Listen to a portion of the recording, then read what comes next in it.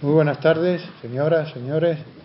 Sean todos ustedes bienvenidos a este nuevo acto de la Real Academia de San Romualdo, donde vamos a tener la oportunidad de conocer a fondo la figura de Italo Calvino, literato del siglo XX, que será explicado por el doctor don Antonio Serrano Cueto. Tiene la palabra la ilustrísima señora Adelaida Bordés para leerle el acta.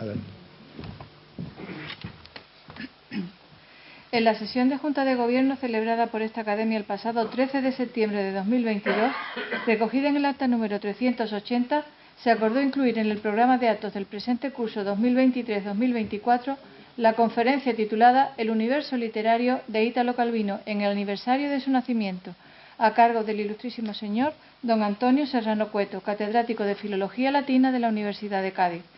El profesor Serrano Cueto será presentado por la ilustrísima señora doctora doña Sandra Inés Ramos Maldonado, académica de esta.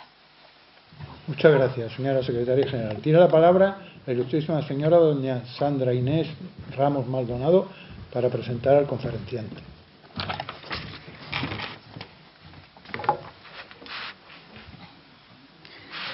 Con la venia del señor presidente, excelentísimas autoridades, ilustrísimos señores académicos, queridos familiares y amigos, señoras y señores.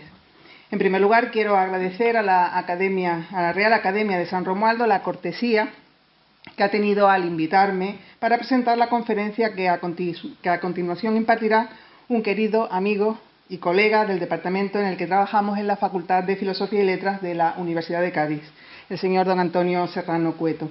Es para mí un gran honor. Muchos son los grandes escritores que han iluminado con su literatura las vidas de las personas en los últimos 100 años.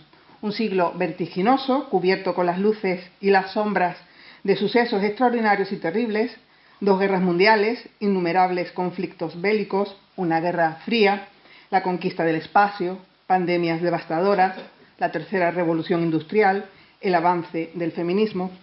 Hoy vamos a conocer en mayor profundidad, de la mano de Antonio Serrano, a uno de estos escritores grandes, el centenario de cuyo nacimiento celebramos, Italo Calvino, extraordinario fabulador italiano nacido en Cuba, cerca de La Habana, y fallecido en Siena, Italia, un mes antes de cumplir 62 años, en 1985.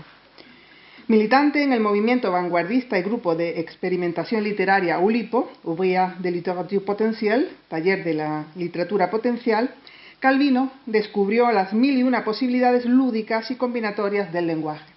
Atravesó desde el neorrealismo y el género fantástico hasta la descripción de la realidad, pero también supo fundir en un mismo crisol el impulso innovador de la vanguardia con el trato frecuente con los clásicos de todas las literaturas, pues nada le podía complacer más que leer y releer a los clásicos, a quienes consideraba sus estrictos contemporáneos, en la medida en que no envejecen nunca, y cuya lectura defendía. Un clásico, decía, es un libro que nunca termina de decir lo que tiene que decir. Cuanto más cree uno conocerlo, tanto más nuevos, inesperados e inéditos nos resultan. Esto es algo que los filólogos clásicos sabemos muy bien y intentamos siempre transmitirlo a los estudiantes, a nuestros lectores y a la sociedad en general. ¿Por qué traer a este escritor italiano aquí, a Cádiz, a la isla? Tal vez Calvino no imaginó nunca que él mismo, que cumple 100 años, se iba a convertir no solo en uno de los clásicos, sino en el gran clásico del siglo XX. Con motivo del primer siglo del nacimiento de Calvino se han programado numerosos homenajes, principalmente en Italia y Cuba. En Ivrea, por ejemplo, capital del libro en Italia, en el 2022, se montó una instalación de luces inspirada en su libro Las ciudades invisibles, que Antonio Serrano estima como su libro más bello. Otro de los homenajes más importantes ha sido la 34ª edición del Festival de Ravenna, inaugurada también con el título Las ciudades invisibles, que contó con conferencias científicas, exposiciones y distintas manifestaciones artísticas.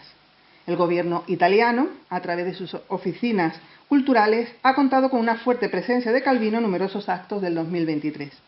Quienes visitan, por ejemplo, Milán, pueden acceder en la librería Casa dei Libri, en el barrio de Gioia, a una exposición alusiva a Calvino, y en el jardín una curiosidad: el muñeco de Cosimo Pio Vasco di Rondó, protagonista del Barón Rampante.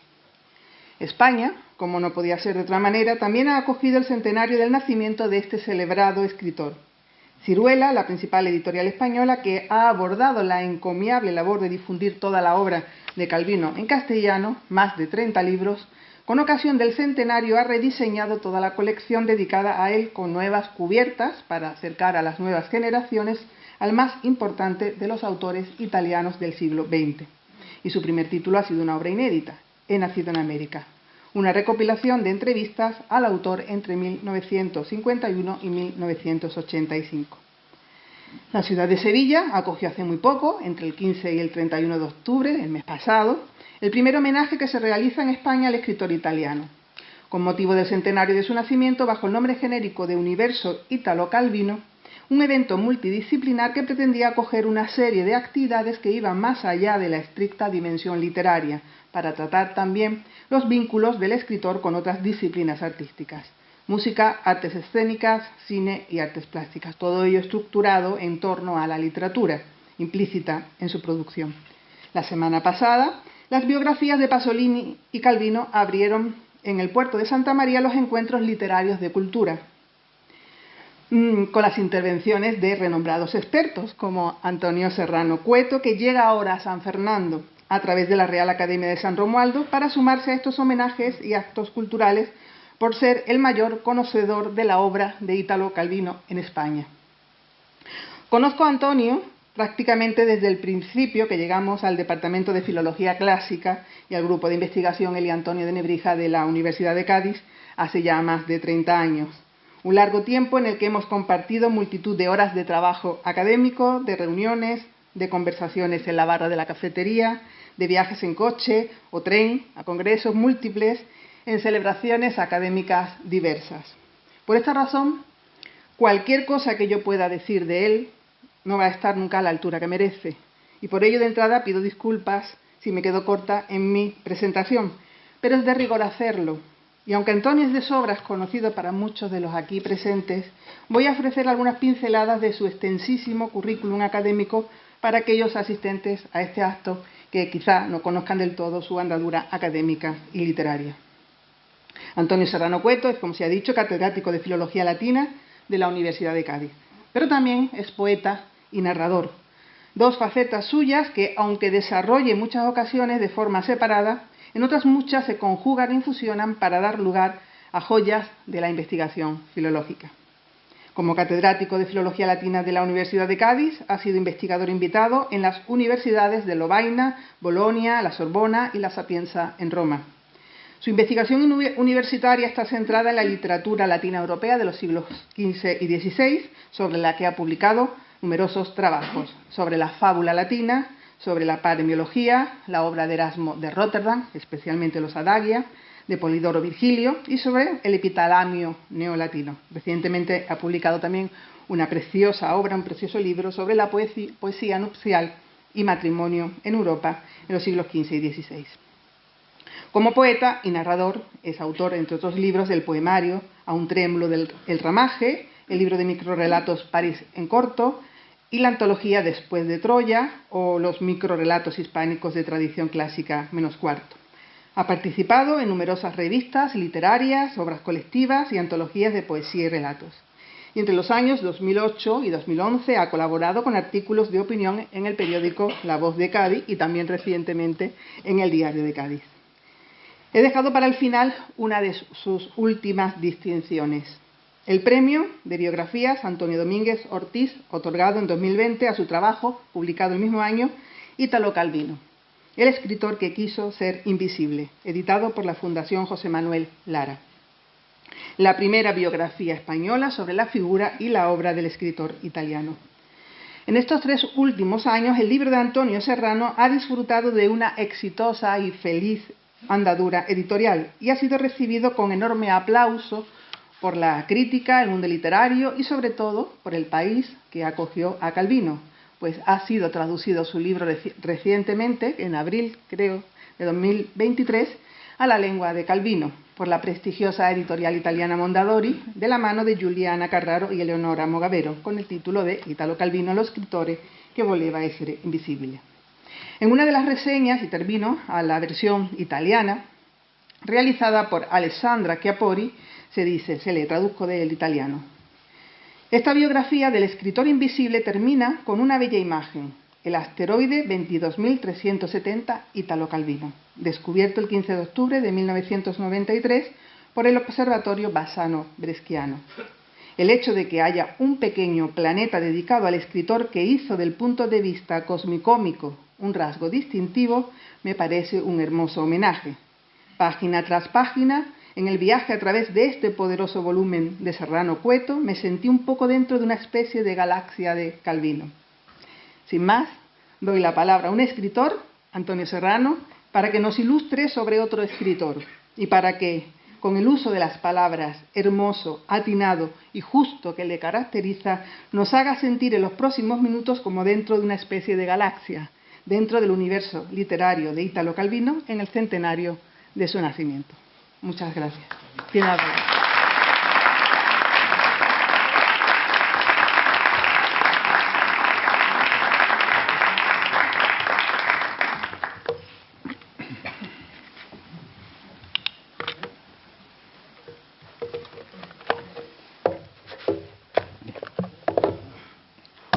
Con la venia, señor presidente, no puedo nada más que estar agradecido por la invitación que me hace la Academia, por pensar que la conferencia que voy a impartir puede ser del interés de tan ilustres académicos y tan distinguido público. Quiero dar las gracias especialmente a Elena, que acogió la idea desde el primer momento de manera entusiasta, y, como no, a mi querida compañera Sandra, que, como habéis visto, sabe tanto de todo. A mí me ha dejado realmente abrumado con la introducción que ha hecho por sus cariñosísimas palabras. Paso sin más a la conferencia. El legado literario de Italo Calvino es inmenso. Novelas, libros de relatos, letras de canciones, libretos operísticos, artículos, notas de viajes, crónicas de mil tipos de sociedad, o sea, quiero decir, distintas de la sociedad italiana, y una correspondencia de más de 5.000 cartas de asunto literario, profesional y también personal. Pero yo en estos minutos que tengo me voy a centrar en la parte narrativa, que es fundamental. La evolución literaria de Calvino se desarrolla en continuos saltos de la narrativa realista o neorrealista a la fantástica y viceversa. No cabe hablar, por tanto, de etapas propiamente dichas, acotadas y ordenadas de modo consecutivo, sino de facetas, podemos decir, que se complementan y se enriquecen de manera mutua. A esta producción se añaden otros libros difícilmente clasificables, cuyo objeto es, por ejemplo, la metaliteratura, ya luego lo veremos, o la reflexión filosófica. Los primeros escritos de Calvino responden a circunstancias históricas y políticas. En pocos años, desde el año 43 al año 48, Italia vivió una serie de acontecimientos que cambiaron el panorama literario: la caída del fascismo mussoliniano, el final de la Segunda Guerra Mundial, el nacimiento de la República y la implantación de la democracia. Frente al refinamiento aristocrático de los escritores anteriores y al retoricismo de los escritores fascistas, los nuevos escritores de posguerra deseaban reflejar la realidad cotidiana con sus luces y sus sombras. Es la literatura neorrealista, que coincide en los años 50 con el neorrealismo del cine italiano. Los intelectuales de izquierda, y en especial los comunistas, consideraban la literatura una presencia activa en la historia, una fuerza capaz de construir una nueva sociedad. Italo Calvino y su hermano Floriano habían formado parte de la resistencia garibaldina en los montes de Liguria. Poco antes de acabar la guerra, Calvino se afilió al Partido Comunista de Italia y durante 12 años ocupó cargos de relevancia, sobre todo en la Comisión Cultural, y ejerció de periodista en el periódico del partido, l'Unità.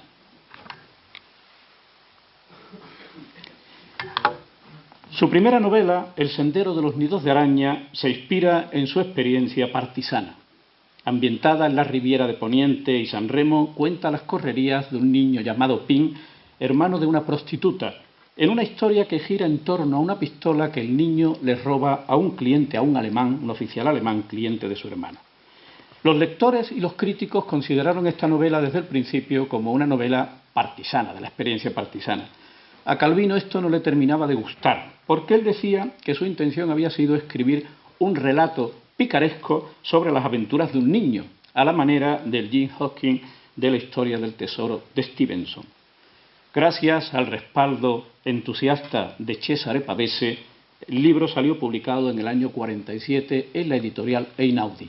Editorial que se va a convertir en su casa en el sentido de que va a ser el lugar de trabajo de Calvino durante décadas, y un lugar además en el que había un foco de intelectuales antifascistas en los años 30-40 de extraordinaria importancia en el norte de Italia. Todo esto va a ser muy enriquecedor para Calvino. El peso de la guerra y de las vivencias partisanas se deja ver también en los primeros libros de relatos. Ahí tienen algunos títulos. Por último, El Cuervo y La entrada en guerra. En el neorrealismo calviniano suelen incluirse otros libros, aunque la temática ya es distinta, ya no es de guerra, como La hormiga argentina, La especulación inmobiliaria, La nube de smog y La jornada de un interventor. Y también se incluyen en el neorrealismo algunos relatos del volumen Los amores difíciles. Calvino fue lector de literatura fantástica durante toda su vida. Su interés le llevó a publicar en el año 83 una antología de los cuentos fantásticos del siglo XIX, que incluía en 2 volúmenes lo mejor de los maestros del género: Hoffmann, Gogol, Théophile Gautier, Maupassant, Poe, Wells, etc. La incursión de Calvino como escritor en el terreno de la fantasía supuso un giro de 180 grados a su narrativa. El cambio se produjo de un modo inesperado. Después de 3 años intentando escribir 2 novelas neorrealistas que no terminaba de culminar, en el verano del 51, durante 2 meses, escribe como divertimento una novelita, El Vizconde de Mediado, que se publica un año más tarde. Es la historia de Medardo de Terralba, un soldado que recibe un cañonazo que lo divide en 2 partes, a él y a su caballo, una parte buena y la otra mala, que no obstante aspiran a la integración. Más que insistir en el tema trillado de la oposición del bien y del mal, su intención había sido presentar el drama del hombre contemporáneo, concretamente del intelectual, su alienación, su condición de ser incompleto. Calvino seguía la tradición literaria del motivo del doble, cuyo uno de los exponentes más importantes es el Dr. Jekyll y Mr. Hyde de Stevenson. También él admitió que otra novela de su querido y admirado escritor escocés Stevenson había influido mucho en el Vizconde de Mediado, El señor de Ballantrae. A pesar de las críticas de sus camaradas comunistas, que lo acusaban de haberse apartado de la lucha de la clase trabajadora para dedicarse a una literatura de evasión propia de la burguesía, Elio Vittorini, una voz autorizada en la literatura y el panorama de aquellos años, lo elogió desde el principio, lo elogió de manera entusiasta y le dijo: este es tu camino. Había nacido, en palabras de su madre, ahí arriba lo tienen, de la madre de Calvino, claro, Ítalo el fantasioso. La segunda novela fantástica, El varón rampante, se gestó en un momento de crisis y tensión política en el Partido Comunista. La invasión de Hungría por la URSS en el año 56 provocó un cisma entre los oficialistas, que justificaban la invasión, y los disidentes, que exigían que se acabara de una vez por todas de la férrea dependencia o con la férrea dependencia ideológica de Moscú. Ante el inmovilismo del partido, Calvino renunció a todos sus cargos y abandonó la militancia en el año 57. La novela cuenta la extraordinaria historia del baroncito Cosimo Piovasco di Rondò, que como ha recordado Sandra, un aristócrata que con solo 12 años decide, como acto de rebeldía, vivir el resto de su vida en los árboles. 53 años, ni más ni menos. El detonante fue la imposición paterna de comer en el almuerzo caracoles. El propio Calvino confesó que esta rebeldía ante la autoridad reflejaba los sentimientos que albergaba su corazón durante los meses de crisis del Partido Comunista. La tercera, El caballero inexistente, publicada en el 59, refiere a las andanzas de la armadura vacía del caballero Agilulfo, el dúo formado por este caballero, riguroso observante de su deber, y su escudero Gurdulú, bien cortito de entendederas, constituyen claramente una réplica de Don Quijote y Sancho Panza. Las interpretaciones simbólicas han sido varias, siempre en torno al existencialismo, la vacuidad de la existencia, la soledad del ser humano, el hombre vacío que aspira a construir su futuro, etc. Pero esta trilogía, que pasaría a llamarse Nuestros antepasados a partir de la edición conjunta del año 60, con ser lo más representativo de su literatura fantástica, no agota el filón. Luego vendrán, entre otros títulos, ahí lo tienen, Marco Baldo, o sea, Las estaciones en la ciudad, Las comicómicas, Tiempo cero, El castillo de los destinos cruzados, Las ciudades invisibles y La taberna de los destinos cruzados. Además de narrador, Calvino fue un teórico de la literatura. Su preocupación por el proceso de escritura se pone de manifiesto sobre todo en sus ensayos. Cito tan solo dos: La espina dorsal, del año 55, o Los niveles de la realidad en la literatura, del año 78. Pero tiene un libro consagrado al juego de la metaficción, Si una noche de invierno un viajero, del que luego hablaré con más detalle. En los años 80, Calvino se muestra más especulativo. Su último libro narrativo, en el 83, justo 2 años antes de morir, es una especie de diario íntimo de un observador, un filósofo con intereses naturalistas, astronómicos, etnográficos y morales. El protagonista, Palomar, es el alter ego de Calvino. Muchísimos de los personajes de Calvino son su alter ego. Hay bastante de biográfico en su obra. Por ello, la visión de los andares desgarbados de una jirafa en el Zoo de París provoca la siguiente reflexión en el tándem Calvino-Palomar. Ahí lo tienen el texto. El señor Palomar se pregunta el porqué de su interés por las jirafas, tal vez porque el mundo se mueve de un modo inarmónico y siempre espera descubrir en él un diseño, una simetría. Para comprender no solo la poética de su escritura, sino también los perfiles de su pensamiento, es preciso señalar algunos temas y recursos narrativos, como son, que los tienen en pantalla, la concepción visual de la creación literaria, la oposición campo-ciudad, naturaleza y ecologismo, historias del pasado, metaliteratura, metaescritura y metaficción, el humor y la narrativa experimental, el sustrato científico. De todo hablaré un poquito.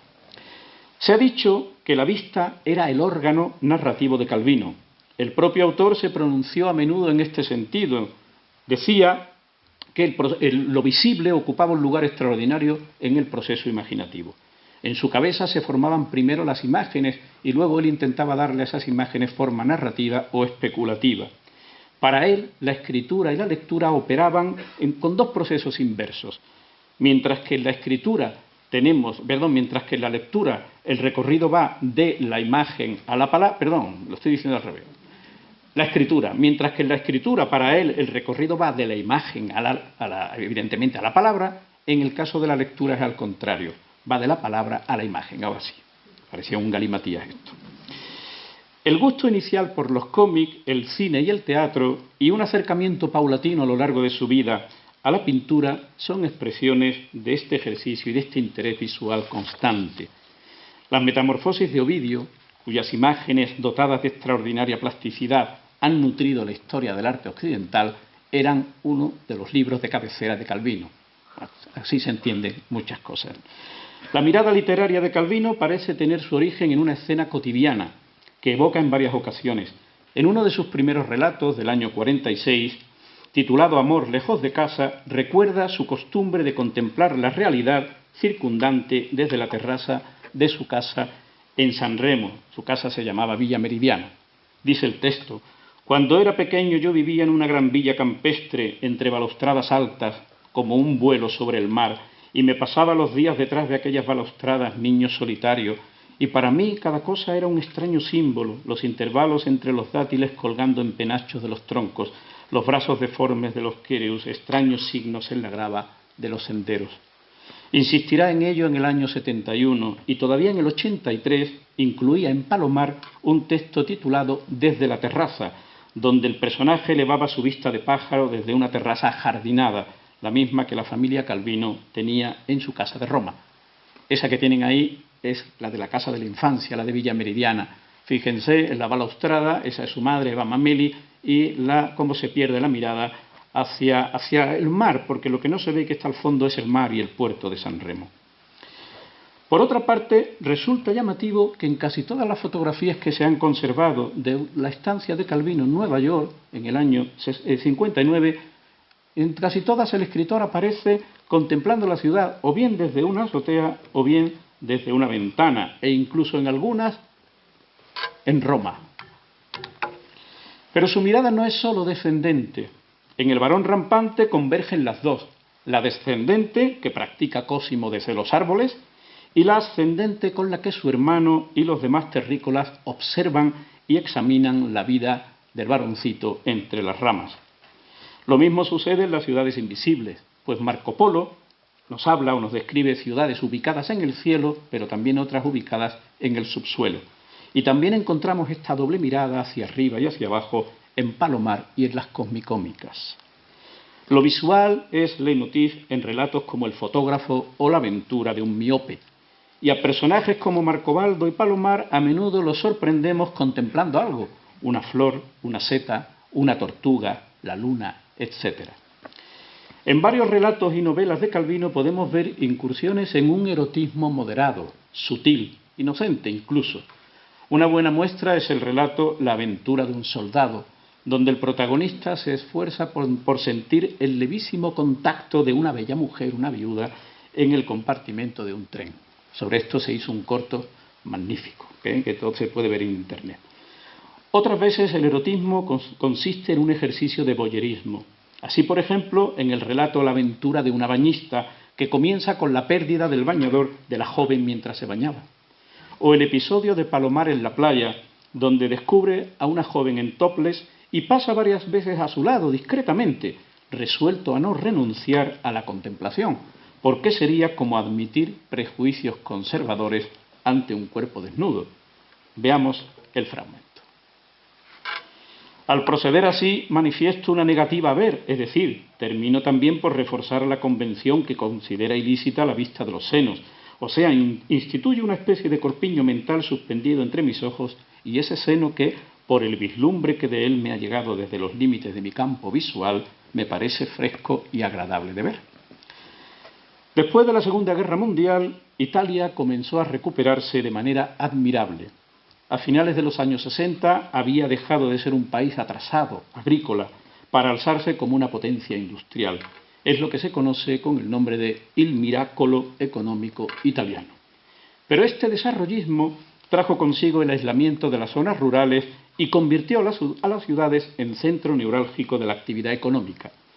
Algunos intelectuales advirtieron de los peligros de este salto precipitado a la modernidad. Uno de los más beligerantes fue Pasolini, que no se cansó de denunciar la deriva hedonista de una sociedad industrializada y esclava del consumo. En los años 60 y 70 ya hablaba de esto Pasolini. Aunque Calvino compartía la crítica del consumismo descontrolado, había una diferencia sustantiva entre ambos. Mientras que el ideal de Pasolini era el retorno a la vida preindustrial, a la vida campesina, Calvino no renegaba del progreso, sino que lo consideraba una magnífica oportunidad, si se hacía bien, claro, para mejorar las condiciones de vida de la gente. En ese contexto podemos analizar el conflicto que enfrenta dos formas de vida y dos escenarios, el campo y la ciudad. Los padres de Calvino eran científicos de prestigio internacional. Mario Calvino era agrónomo y su mujer, Eva Mameli, botánica. Nuestro autor creció en Villa Meridiana, ya hemos visto antes la balconada, ahora veremos la imagen completa. Una casa de 3 plantas rodeada por un inmenso jardín. No era una residencia más, ¿no? Una residencia al uso. Los padres adaptaron la vivienda y buena parte del jardín para instalar una estación experimental de floricultura llamada Horacio Raimondo, cuya dirección había sido encomendada a Mario. Ahí tienen la casa bellísima en la que creció Italo Calvino. El contacto con la naturaleza no se circunscribía al perímetro de esta casa de Villa Meridiana. Mario poseía además una finca situada en el camino de San Giovanni, en los montes de San Remo. Durante las vacaciones escolares, Ítalo y su hermano Floriano ayudaban a su padre a bajar las cestas de frutas y hortalizas a través de un trayecto que ascendía por caminos de herradura, atajos, puentes y torrentes. Ahí tienen una imagen de los dos niños en uno de esos lugares del camino de San Giovanni. La infancia y adolescencia entre plantas, jóvenes investigadores internacionales y dos padres adictos al trabajo agrícola y floral debió de producir en Calvino un hartazgo temprano. Por entonces él ya vislumbraba que la vida podía ser otra cosa diferente. Villa Meridiana se convirtió en el eje de dos mundos. Uno, el rural, que se extendía hacia arriba, hacia San Giovanni, y el otro hacia abajo.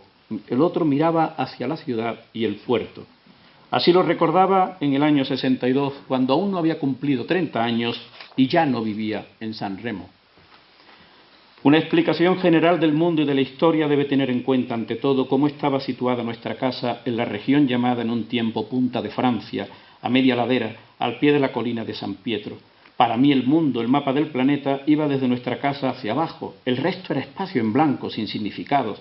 Los signos del futuro yo esperaba descifrarlos entre aquellas calles, entre aquellas luces nocturnas que no eran solo las luces y las calles de nuestra pequeña ciudad apartada, sino la ciudad, vislumbre de todas las ciudades. Si hay un libro suyo consagrado a la naturaleza, es El varón rampante. El territorio imaginario de Umbrosa, situado en un lugar impreciso de la Riviera de Poniente, evoca el paisaje de San Remo y sus alrededores, aunque ya es reconocible por el caos urbanístico y el abuso edificatorio de la posguerra. Es uno de los primeros escritos donde Calvino manifiesta su preocupación por las agresiones del ser humano al medio ambiente, en particular la deforestación. Esto es lo que leemos al final de la novela. De vez en cuando interrumpo la escritura, esto está en boca o lo está escribiendo el hermano del varón rampante, que es el narrador. De vez en cuando interrumpo la escritura y voy a la ventana. El cielo está vacío y a nosotros, los viejos de Umbrosa, habituados a vivir bajo aquellas verdes cúpulas, nos daña a los ojos mirarlo. Se diría que los árboles no han aguantado desde que mi hermano se fue, o que a los hombres les ha entrado la furia del hacha.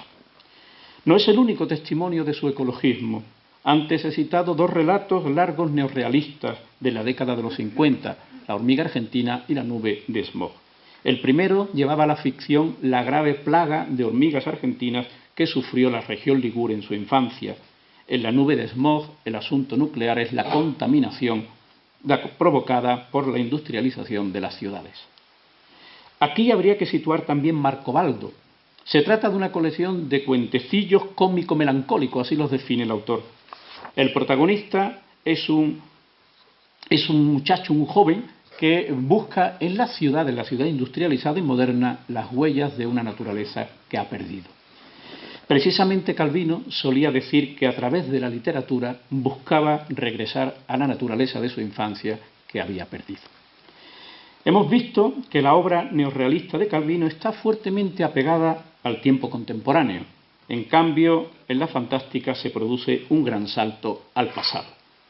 La historia del vizconde de Mediado tiene lugar durante la guerra del Imperio austrohúngaro contra el Imperio otomano. Según Calvino, cuando la escribía en 1951, las circunstancias históricas habían cambiado. La vida de la época partisana y de la inmediata posguerra había quedado atrás. Todo comenzaba a institucionalizarse y además era el tiempo de la Guerra Fría y había una tensión importante en el aire. Al escribir una historia fantástica situada varios siglos antes, Calvino escapaba de una realidad que no le gustaba. Y lo hacía recuperando algo que sí estaba en sus gustos de joven escritor, el movimiento y la aventura. En realidad era lo mismo que había desarrollado en la novela neorrealista El sendero de los nidos de araña, solo que llevándolo en este caso a una época lejana. En la misma línea debemos situar El caballero inexistente, ambientada en la Edad Media, en el contexto de las guerras de Carlomagno contra los sarracenos. En la elección de un ambiente caballeresco no debemos olvidar la influencia que pudo ejercer una de las obras más leídas y admiradas por Calvino, el poema épico caballeresco Orlando Furioso de Ludovico Ariosto. En cuanto al varón rampante, su época es el siglo XVIII, el siglo de las luces. Un tiempo, según Calvino, de preparación y cambios en los que aún había, y cito textualmente, confianza en que el mundo y la sociedad podían ser gobernables. Como veremos después, las historias de otros dos libros suyos imprescindibles se remontan también al pasado. las cosmicómicas al origen remoto del universo, las ciudades invisibles a la Edad Media.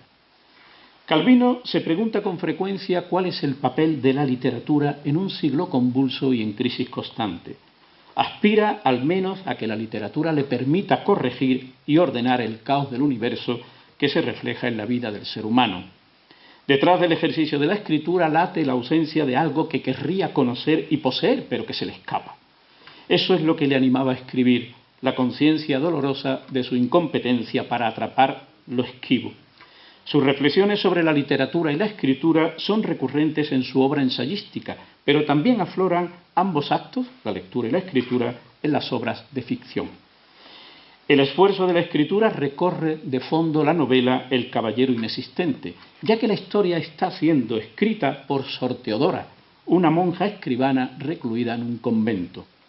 Y la escritura y lectura se consagran como actividades a las que se dedica el varón rampante en su vida arbórea. Hay todo un registro de los libros que lee Cosimo en los árboles. Y si Cosimo se muestra como un gran lector, el gran lector que era Calvino, que leyó miles de libros por razones obvias, por su trabajo, es decir, por oficio, por su trabajo en Inaudi y por placer también. Como digo, si era gran lector Cosimo, el personaje del varón rampante, no lo es menos el bandido Jean de Brugge, que acude a donde está Cosimo a pedirle continuamente libros prestados.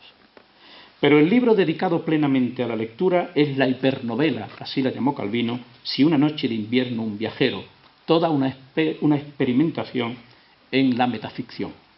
Se trata de 10 novelas diferentes que comienzan, pero que mudan su trama antes del final esperado, lo que exaspera enormemente a los personajes que son el lector y Ludmila, la lectora. Así explicaba en el año 84 las claves literarias de una escritura apócrifa, en sintonía con los relatos apócrifos de su admirado Borges. La empresa de tratar de escribir novelas apócrifas, que me imagino escritas por un autor que no soy yo y que no existe, la llevé a sus últimas consecuencias en mi libro Si una noche de invierno un viajero. Es una novela sobre el placer de leer novelas. El protagonista es el lector, que empieza 10 veces a leer un libro que por vicisitudes ajenas a su voluntad no consigue acabar. Tuve que escribir, pues, el inicio de 10 novelas de autores imaginarios, todos en cierto modo diferentes de mí y distintos entre sí. Y añadía una clasificación de cada una de esas 10 novelas en función de su índole. Ahí tienen la novela de la niebla, la simbólico-interpretativa, la lógico-geométrica, etcétera, etcétera. A pesar de su timidez, o quizás por eso, Calvino tenía un gran sentido del humor. Le daba mucha importancia a lo cómico, aunque él en varias ocasiones dijo: yo no me considero un escritor satírico. Veamos un par de ejemplos. Cuando el varón rampante lleva ya tiempo en los árboles, las damas de la aristocracia de la zona aireaban rumores de todo tipo sobre sus andanzas amorosas. Leo. El caso es que por esa época comenzó la costumbre de que cuando una muchacha quedaba embarazada y no se sabía de quién, era cómodo echarle a él la culpa. Una muchacha contó una vez que estaba recogiendo aceitunas y que se había sentido levantar por 2 brazos largos como los de un mono. Al poco tiempo soltó 2 gemelos. Hombrosa se llenó de bastardos del varón, auténticos o falsos. Ahora han crecido y es cierto que a algunos se le parece, pero también podría ser su gestión, porque las mujeres encintas, al ver a Cosimo saltar de repente de una rama a otra, a veces quedaban turbadas. El narrador de la historia, como digo que es el hermano del varón, no daba crédito a estas habladurías. Él se pregunta: si tantas mujeres tenía, ¿por qué durante las noches de luna llena el varón iba dando vueltas como un gato por las ramas, soltando suspiros y gemidos? Los aldeanos tenían clara la razón. La razón es esta: es el varón que busca hembra. Esperemos que la encuentre y nos deje dormir. La imagen del varón buscando mujer entre las ramas recuerda la célebre escena de Fellini del loco tío Teo, encaramado a un árbol, gritando «¡Vole una donna!», y negándose a bajar hasta conseguir su deseo. Es muy probable que Fellini se inspirase en la novela de Calvino. Fellini y Calvino tenían relación profesional, de amistad, etc. Y la película es posterior a la novela, claro. En El caballero inexistente encontramos personajes y situaciones disparatados, como un cuerpo de intérpretes encargado de traducir en mitad de la batalla los insultos. Era una tropa rápida, de armamento ligero, que cabalgaba sobre caballos pequeños como ponis. Cuando cazaban al vuelo un insulto, lo traducían y lo enviaban al destinatario. El acuerdo entre los dos bandos respecto de este cuerpo de intérpretes era claro. Una y otra parte habían convenido tácitamente que a los intérpretes no había que matarlos. Por lo demás, escapaban veloces, y en aquella confusión, si no era fácil matar a un pesado guerrero montado en un enorme caballo, que a duras penas podía desplazar a las patas, tan cargadas las tenía de corazas, figurémonos a estos saltimbanquis. Pero ya se sabe, la guerra es la guerra, y de vez en cuando alguno se quedaba allí. Y ellos, por su parte, con la excusa de que sabían decir hijo de puta en un par de lenguas, sacaban provecho por arriesgarse. En los años 60, Calvino comienza su etapa experimental. No se ha insistido lo suficiente por parte de los críticos en un hecho incontrovertible: el legado de sus padres. Conforma un sustrato científico que permanece latente durante años hasta que irrumpe en este momento. Ya he dicho que sus padres eran adictos al trabajo. Así describe a su madre en el año 62. Que la vida fuera también derroche, esto mi madre no lo admitía, es decir, que fuera también pasión. Por eso nunca salía del jardín rotulado planta por planta, de la casa tapizada de bugambilla, de su estudio con el microscopio bajo la campana de vidrio y los herbarios. Sin incertidumbres, ordenada, transformaba las pasiones en deberes y así vivía.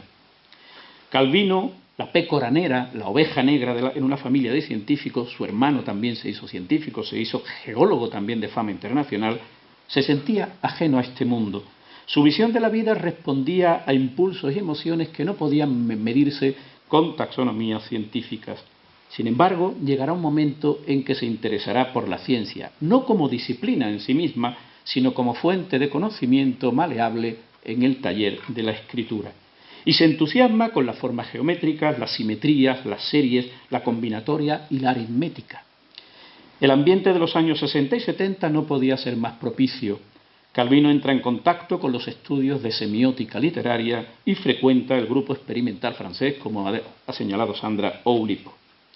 El Castillo de los Destinos Cruzados, publicado en el año 69, es donde aplicó con mayor rigor el proceso combinatorio, y el libro que él consideraba el más fantástico de todos sus libros.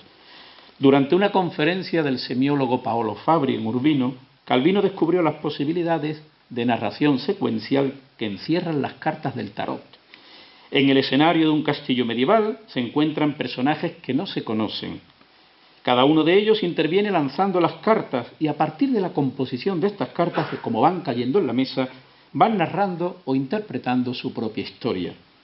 Pero los personajes son mudos porque las historias se sustentan en las imágenes simbólicas de las cartas. Otra vez la importancia de la imagen. El libro tuvo una secuela en La Taberna de los Destinos Cruzados, el mismo método, pero en otro marco. En esta nueva andadura fue fundamental la influencia del escritor francés Raymond Queneau, cuya obra conocía Calvino desde los años 40. Queneau era además cofundador con el matemático François Le Lyonnais del grupo literario Oulipo. Obrador, traducido al castellano, es un acrónimo de Obrador o Taller de Literatura Potencial, creado en París en el año 60.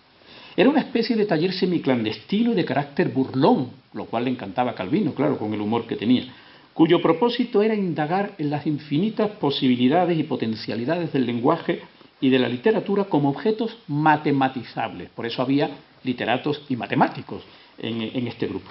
Partían de una premisa que podría parecer paradójica. Imponerse restricciones y reglas a la escritura no suponía limitar la creación, sino todo lo contrario, potenciarla al máximo. Les pongo un ejemplo muy simple.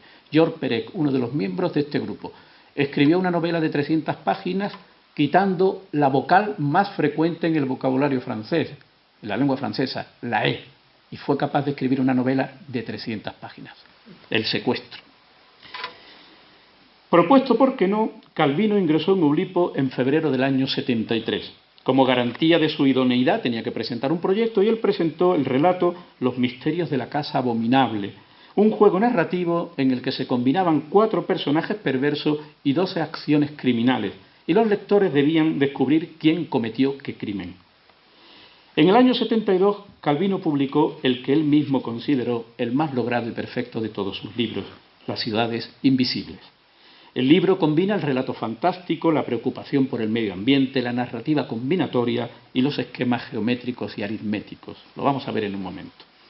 El punto de partida es el libro de las maravillas de Marco Polo. En la ficción calviniana, el mercader veneciano informa a Kublai Khan, el emperador mongol, de las ciudades del imperio que ha encontrado a su paso. El resultado es un elenco de 55 ciudades fabulosas, todas ellas con nombres de mujeres de resonancias griegas, bizantinas, medievales: Eudoxia, Cloe, Sobeida, Bersabé, Valdrada, etc. Así se acercaba a la resonancia exótica de los nombres del original de Marco Polo: Cambalú, Sindarifa, Cormoe, Tampingui. Entre los antecedentes, Calvino reconoció el largo poema Kubla Khan de Coleridge y, para el motivo del embajador mensajero, los relatos El mensaje imperial de Kafka y Los 7 mensajeros de otro de los grandes maestros italianos de la literatura fantástica, Dino Buzzati.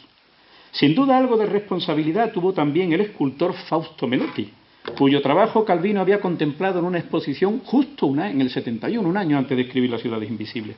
A partir de entonces empezó a imaginar ciudades filiformes, sutiles, ligeras, como las esculturas de Melotti. Veamos un ejemplo. Si queréis creerme, bien, ahora diré cómo es Octavia, ciudad telaraña. Hay un precipicio entre dos montañas abruptas, la ciudad está en el vacío, atada a las dos crestas por cuerdas y cadenas y pasarelas. Uno camina por los travesaños de madera, cuidando de no poner el pie en los intersticios, o se aferra a las mallas de una red de cáñamo. Abajo no hay nada en cientos y cientos de metros, pasa alguna nube, se entrevé más abajo el fondo del despeñadero. Esta es la base de la ciudad, una red que sirve para pasar y para sostener. Todo lo demás, en vez de alzarse encima, cuelga hacia abajo. Escalas de cuerda, hamacas, casas en forma de bolsa, percheros, terrazas como navecillas, odres de agua, piqueras de gas, asadores, cestos colgados de cordeles, montacargas, duchas, trapecios y anillas para juegos, telesféricos, lámparas, tiestos con plantas de follaje colgante. Suspendida en el abismo, la vida de los habitantes de Octavia es menos incierta que en otras ciudades. Saben que la resistencia tiene un límite. El joven que ansiaba descubrir los secretos de las ciudades desde el balcón de Villa Meridiana ofrecía ahora una muestra poética de su amor por las ciudades, pero también de la dificultad de habitarlas, porque ponía el acento simbólicamente en los peligros para el medio ambiente, como por ejemplo la expansión de las ciudades a costa del entorno natural, los estragos de la desertización, la superpoblación, el hacinamiento o el cúmulo de residuos, etc.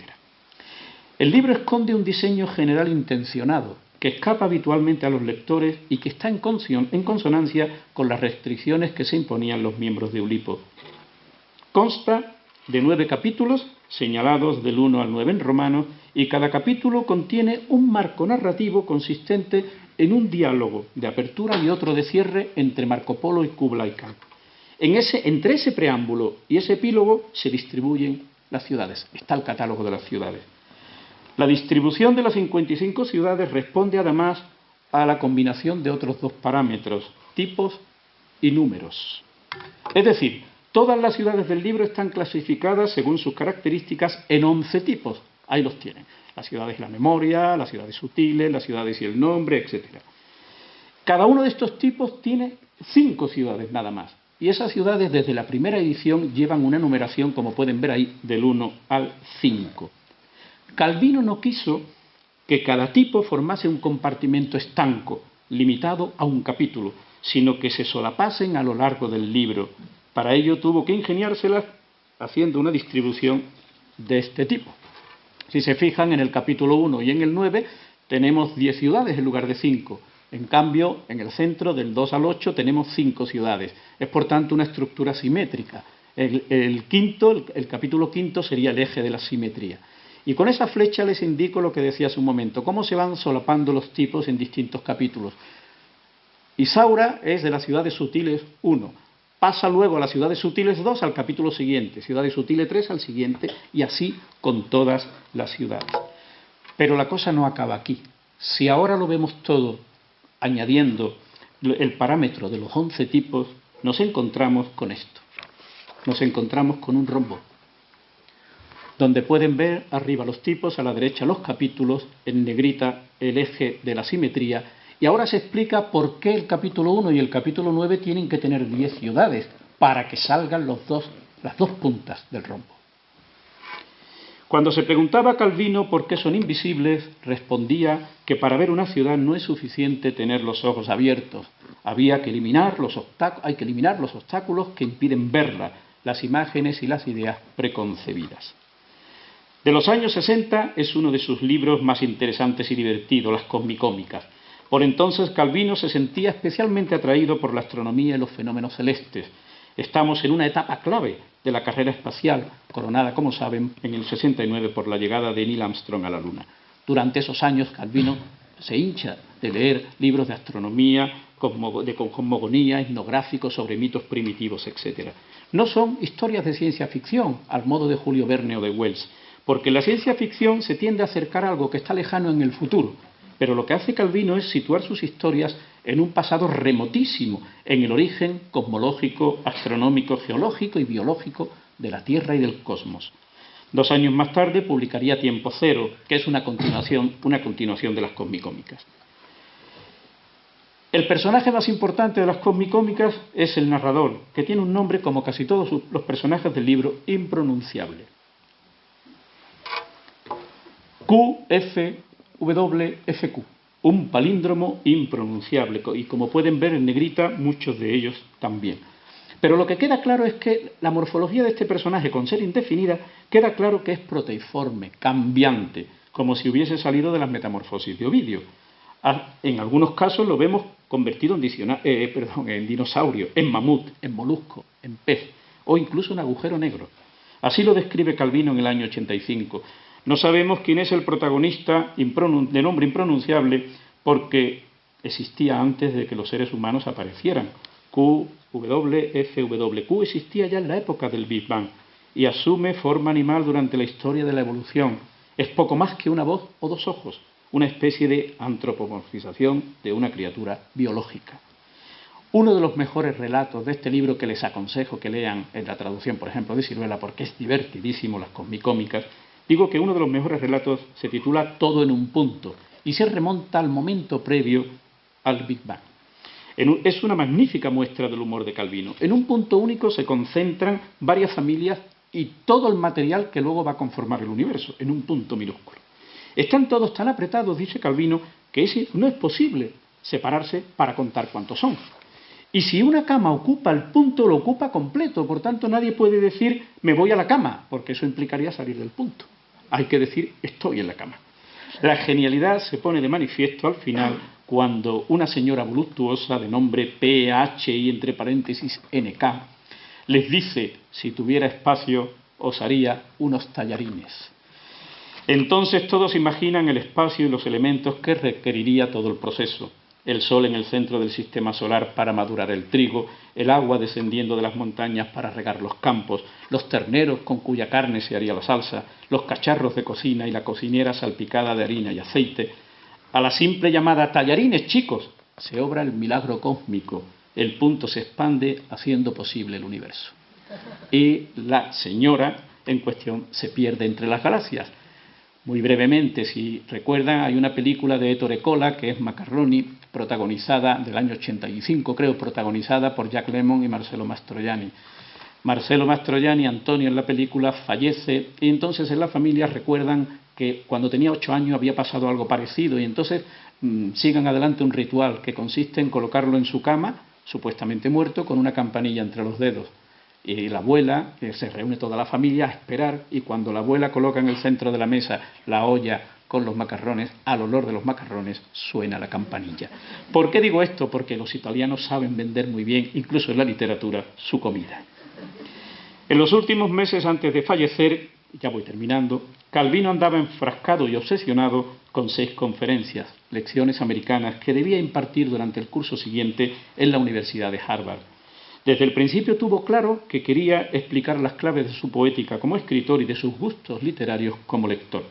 Las propuestas eran, ahí las tienen, levedad, rapidez, exactitud, visibilidad, multiplicidad y la 6ª, consistencia, que escribiría luego en Estados Unidos. No está ahí porque no pudo escribirla, evidentemente. Falleció antes. Con las notas que dejó en sus archivos, su esposa Esther Calvino organizó el material y las publicó póstumamente con el título 6 propuestas para el próximo milenio. Este libro, repleto de referencias literarias y metáforas iluminadoras, se ha convertido en su legado poético y en uno de los libros esenciales para conocer la obra y el alcance de las cavilaciones de Calvino sobre la escritura. Quizá de todos ellos sea la levedad el que mejor lo define.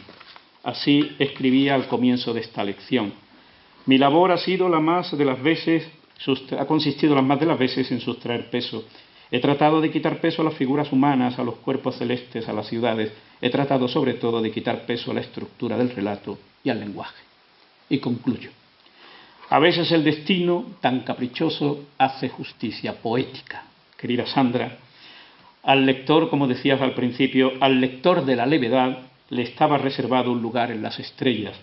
En octubre del 93, el Observatorio Astronómico Italiano Bassano Brecciano descubrió un planeta menor que fue registrado como 22.370 Italo Calvino. Y en 2009, la Unión Astronómica Internacional acordó dar su nombre a un cráter de 67 kilómetros de diámetro descubierto en el hemisferio norte de Mercurio. Nada le hubiera gustado más al autor de las cómicas. Muchas gracias.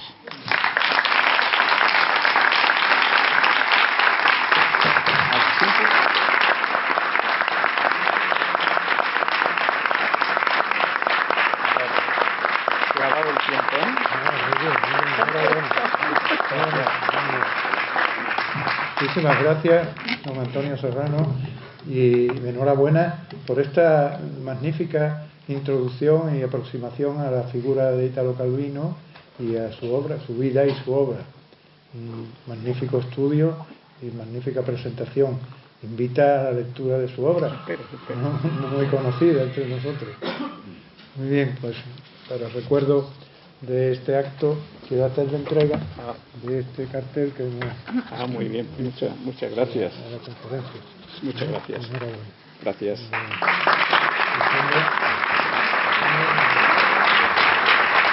Muchas gracias. Muchas gracias. Ha sido una conferencia muy interesante.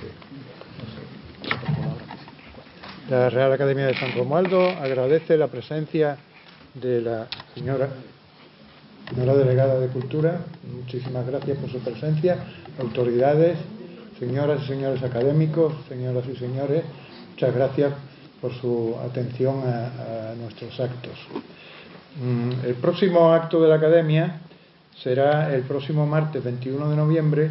Será una conferencia con el título El Guernica de Picasso, la historia de un cuadro, con motivo del cincuentenario de la muerte del pintor. Estará a cargo del ilustrísimo señor don Juan Antonio Lobato García, que es el vocal de arte de la Academia. Previamente a la conferencia vamos a proceder a las 7 de la tarde del día 21, próximo martes, a la inauguración.